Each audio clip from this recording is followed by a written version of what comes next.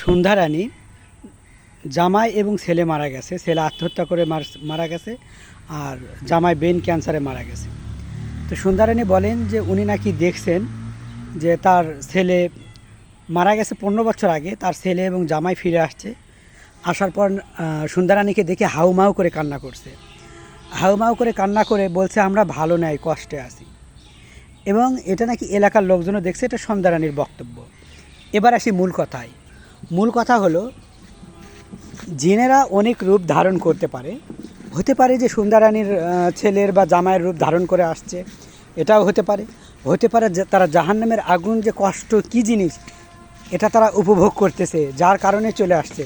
সন্ধ্যারানী কিন্তু এ কথা বলেনি যে তারা হরে কৃষ্ণ, হরে রাম, মহাদেব এগুলো কিন্তু কোনো কিছু বলেনি, শুধু বলছে হাউমাউ করে বলছে কষ্টে আছে। তার মানে এটাও তো একটা হতে পারে। আসলে মানুষ মারা গেলে কখনোই জীবিত হয়ে ফিরে আসবে না, এটা ভুলভাল কথা। স্বপ্নে দেখালে দেখাতে পারে, এটা মেনে নেওয়া যায়। অথবা জিন কারো রূপ ধরে আসছে, এটাও হতে পারে। অথবা হতেও মানে তারা যে কষ্টে আছে, জাহান্নামের আগুনে ভুগছে, এটা তার মাকে সতর্ক করার জন্য আসছে, মা আমরা ভালো নাই, তোমরা এই হিন্দু ধর্মে থাকিও না, এটাও তো বোঝাতে পারে। এগুলো একটা হিংস আলামত, যেটাই বলেন, বুঝতে পারছেন? তো এই জন্য বলছি যে আপনারা প্লিজ যারাই এরকম আর কি হিন্দু ধর্মে আছেন, তাদের প্রত্যেকে একটা কথাই বলবো যে আপনারা বুঝে শুনে ধর্মটা পালন করুন। বুঝতে পারছেন? কেউ আত্মহত্যা করবেন না, আত্মহত্যা মহাপাপ, 1 নম্বর কথা। আর দ্বিতীয় কথা, কেউ আজগুবি এই যে সন্ধ্যারানীর গল্পটা কতটুকু সত্য আমি জানি না। কারণ হলো আমি একটা কথা বলি, মুসলমানদের অনেক জায়গায় দেখবেন কবরে লাশ পাওয়া গেছে, মানে অক্ষত আছে 100 বছর, 57 বছর বা 60 বছর পরেও। আপনি দেখেন না যে যমুনা যখন নদীর ভাঙন হওয়ার পরেও কিন্তু এই মুসলমানদের লাশ বের হয়, অক্ষত থাকে। কিন্তু আফসোসের বিষয় হলো, নন মুসলিম যারা রয়েছে, অমুসলিম যতগুলো রয়েছে এই বিশ্বে, কারো লাশ এখন পর্যন্ত দেখলাম না যে কবরের মধ্যে অক্ষত আছে, বা যেরকম মাটি দিয়েছে তেমনই ছিল, এমন দেখিনি। মুসলমানের ইসলাম ধর্মে মানে যারা মুসলিম, এদের কবরে কিন্তু দেখা গেছে যে অনেকের কবরে লাশ যেমনভাবে মাটি দিয়েছে, দাফন করছে, ঠিক তেমনই আছে, একটা পোকাও খায়নি, একটা কিচ্ছু আঘাত পায়নি। কিন্তু আফসোসের বিষয় হলো, এই হিন্দু জাতিরা বা অমুসলিমরা, মুশরিক কাফিররা কখনো এটা বুঝবে না যে ইসলাম একটা সত্য ধর্ম। এটা তারা মানতেই নারাজ। ওরা জানে, মনে মনে জানে যে ইসলাম ধর্মের মতো কোনো ধর্ম হয় না। কিন্তু ওই যে কথা আছে না যে আসলেই বলতে গেলে কি খারাপ লাগে, বুঝতে পারছেন? হয়তো ওই খারাপভাবে বললাম না যে শতনাঙ্গে স্বর্গবাস, সেই কাহিনী বাদ দেন। যখন মানুষ খারাপ কাজ সব দিক থেকে করতে পারে, তখন ভালো কাজের দিকে যদি কেউ যায়, তখন তার খারাপ কাজগুলো করতে পারবে না, এই সুযোগ থেকে তারা বঞ্চিত হবে। তাই তারা সেই ধর্মগুলো থেকে আসে না। একটা কাল্পনিক ধর্ম। আপনারা ভালো করে দেখেন না, সন্ধ্যারানীর যে কাহিনী দ্বারা বোঝা গেল যে সন্ধ্যারানীর জামাই, সন্ধ্যারানীর ছেলে এসে তার মার সামনে কান্নাকাটি করছে, এবং কান্নাকাটি করে বলছে যে আমি ভালো নেই, আমরা ভালো নেই। চিন্তা করে দেখুন, এর দ্বারা কি একটু বোঝানো যায় না যে আসলেই তারা কবরের মধ্যে জ্বলছে, পুরা হিন্দু জাত। আর একটা কথা বলে রাখি, আজ পর্যন্ত আমরা দেখেছি যে মুসলমানদের যে লাশ, এটা কিন্তু কবরে পাওয়া যায়, অক্ষত থাকে, কিন্তু হিন্দুদের লাশ কখনো অক্ষত থাকে না। কারণ কি? কারণ তারা যে ভুল ধর্মে আছে, ভ্রান্ত ধর্মে আছে। তো তোমরা ভুলভাল ধর্মে থাকার পরও তোমাদের এত বড় বড় লুল্লি, এত বড় বড় গলাকুত থেকে আসে শুনি। তাই বলেছি যে দেখো, তোমরা আমাদের সাথে ঝগড়া করিও না, তোমরা আগে ভালো করে ভেবে দেখো যে সত্য কি মিথ্যা কি। তোমরা নিজেরাই মূর্তি বানালে, তোমরা মূর্তির মালিক, তাহলে তোমাদের মালিক কে? একটা প্রশ্ন। আরেকটা প্রশ্ন হলো, তোমরা নিজেরাই মূর্তি বানালে, নিজেরাই পূজা করলে, আবার নিজেরাই পানিতে ফেলে দিলে কেন? এত টাকা নষ্ট কেন করলে? যেই মূর্তিকে তোমরা বানাছো, সেই মূর্তি তোমরা পানিতে ফেলে কেন দিবে বলো? এর উত্তর আছে? তোমরা নিজেরাই মূর্তি বানালে, নিজেরাই পূজা করলে, আবার নিজেরাই ফেলে দিলে, এটা কি অহেতুক না? মূর্তি পূজা তো তোমাদের ধর্মে নিষিদ্ধ, তারপরে তোমরা মূর্তি পূজা কেন করো? কাইন্ডলি এই প্রশ্নের উত্তর তোমরা যদি কারো জানা থাকে আমাকে বলবেন। মূর্তি পূজা তো এটা নিষিদ্ধ, ধর্মেই নিষেধ করা আছে। তাহলে এর পরেও যেই ধর্মে মূর্তি পূজা নিষেধ করা আছে, এরপরেও কি আমি মূর্তি পূজা করতে পারি বলেন? যেটা আপনারা ধর্মের সাথে সাংঘর্ষিক, বুঝতে পারছেন? কারণ আপনাদের ধর্মেই তো লেখা আছে মূর্তি পূজা করা যাবে না। তাহলে আমরা যদি খেয়াল করে দেখি, আপনারা 2টা বড় পূজা করেন, 2টা বড় পূজাতে কিন্তু মূর্তি থাকে। দুর্গা পূজা আর একটা কী যেন পূজা আছে, কালী পূজা, এরকম টাইপের হবে। 2টাতেই দেখি মূর্তি আছে। এবং আমরা যদি দেখি ঘুম থেকে উঠে প্রতিদিন মন্দিরে তোমরা মূর্তি রাখো, সেই মূর্তির পূজা করো। আরও অবাক করা বিষয়, মূর্তিকে তোমরা এই মশারি টাঙিয়ে দাও। আমি দেখছি ছোটো ছোটো মূর্তি আছে, এই মূর্তিগুলোকে তোমরা মশারি টাঙিয়ে দিছো। কেন টাঙিয়ে দিছো? মশা যাতে না লাগে। চিন্তা করা যায়?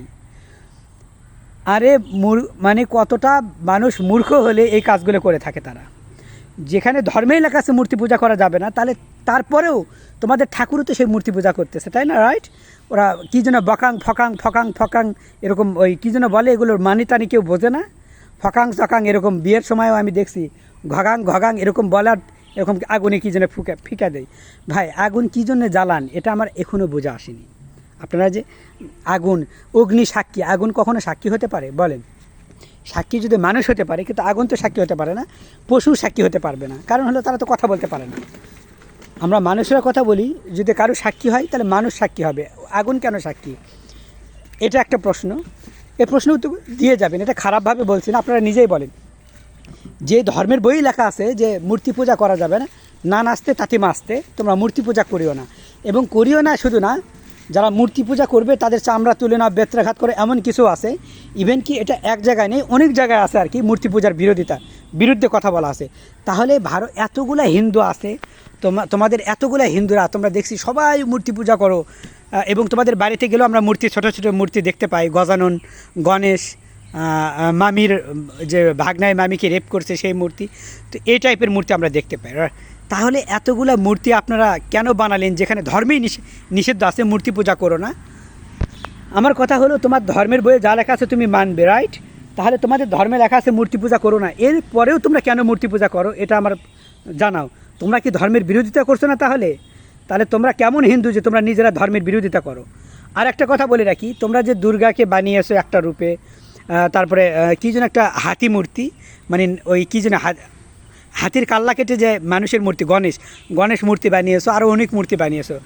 আচ্ছা, আমার প্রশ্ন হলো, দুর্গা কি আসলেই, এই যে আমরা যে দুর্গার মূর্তিটা দেখতে পাই নারী রূপে 10 হাত, আসলে কি দুর্গা এমন ছিল? কে আপনারা দুর্গাকে দেখে এই মূর্তিটা বানালেন? মানে আপনারা কে দুর্গাকে দেখেছেন, দেখে এই মূর্তি বানালেন? আরেকটা কথা হলো, কালীকে আপনারা বানিয়েছেন, কালী কেন মানুষের মাথা খায়? প্লিজ কাইন্ডলি এরা আপনারা জানাবেন। আমরা দেখে থাকি যে কালীর গলায় ছোট ছোট মানুষের মাথার মালা, এই মানুষের মাথা কেটে কেটে খায়। তো কালীর আর কোনো খাবার ছিল না যে মানুষের মাথা কেটে কেটে খায়? বলেন। আবার আমি ভিডিওতে দেখে থাকি যে আপনারা গরুর মাংস খান না, অথচ অনেকে আছে নিরামিষ খান, মানে ওনারা এই জীব হত্যা মহাপাপ বলে এগুলো খান না। কিন্তু আফসোসের বিষয় হলো, আমি দেখলাম যে মূর্তির সামনে ছাগলের মাথা, গরুর মাথা, তারপরে মহিষের মাথা, এগুলো জবাই করে ওই মূর্তির সামনে রেখে পূজা দিচ্ছে এবং মোমবাতি জ্বালিয়েছে, এবং দেখলাম অনেকগুলা কলা, তারপরে নারকেল, এ জাতীয়। আচ্ছা, একটা কথা বলেন, আপনারা অনেকেই মূর্তির সামনে এরকম নারকেল ভাঙেন, তো এই মূর্তির সামনে নারকেল, একটা খাবার জিনিস ভেঙে ফেলে এরকম ফাটিয়ে দিলেন, নষ্ট করে দিলেন, বলেন তো এটা কোথাও আছে যে খাবার নষ্ট করা লাগবে? কোনো ধর্মে খাবার নষ্ট করা বৈধ আছে? বলেন। আপনারা যে নারকেল ফাটান, এটার কারণ কি?